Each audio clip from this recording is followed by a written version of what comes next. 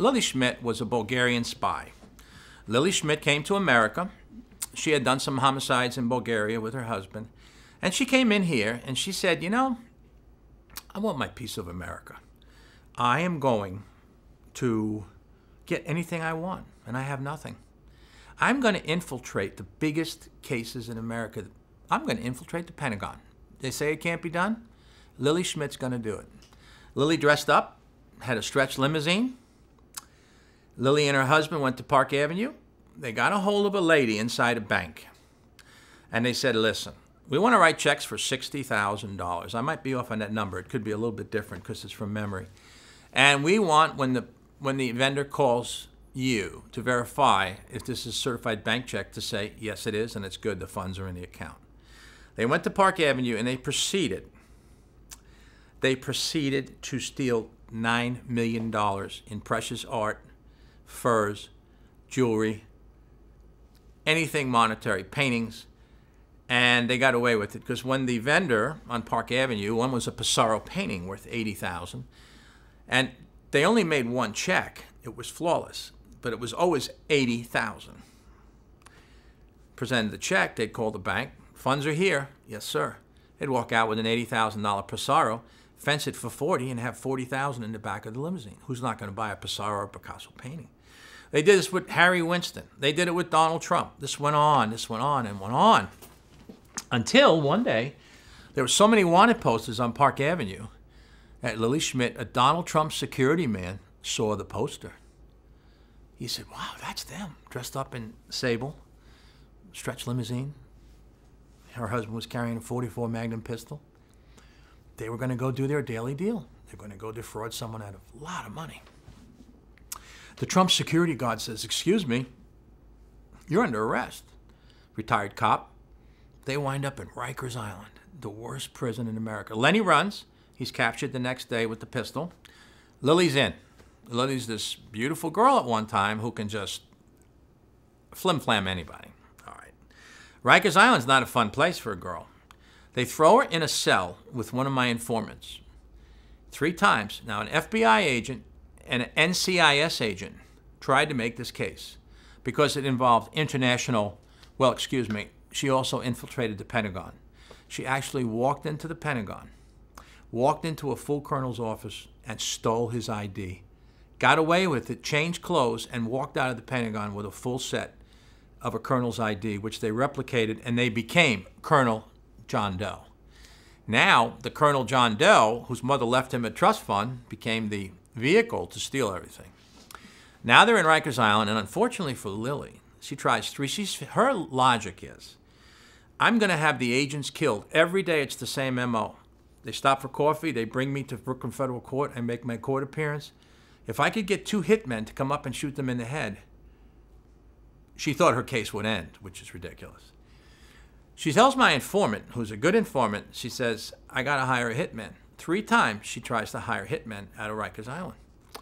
Well, the 3rd time, a very famous marshal named John Cuff, famous, and he's still working. He runs the big task force in Lower Manhattan. He's a legend. John Cuff and Bill Huffnagel are the Huff and Cuff team in Southern District. I was in Eastern. They were a legend. I'll just leave it at that. Cuff calls me and says, Chief, I've got an undercover informant in Rikers whose cellmate is desperately trying to kill these 2 agents. What do you think? I said, let's do a UC, undercover. Let's do it, and let's convict her and put her away for the rest of her life. They're trying to kill the agents. So, by popular demand, they voted me as the undercover killer because of my organized crime. So my role in this as the boss was also the undercover killer. I was the hitman for the Colombo crime family because I was so in tune to the verses and everything.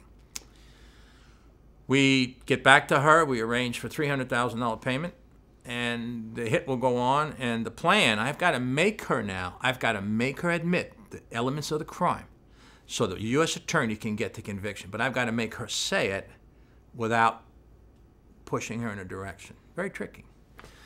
So we set the hook. The hit's going to be on the way in.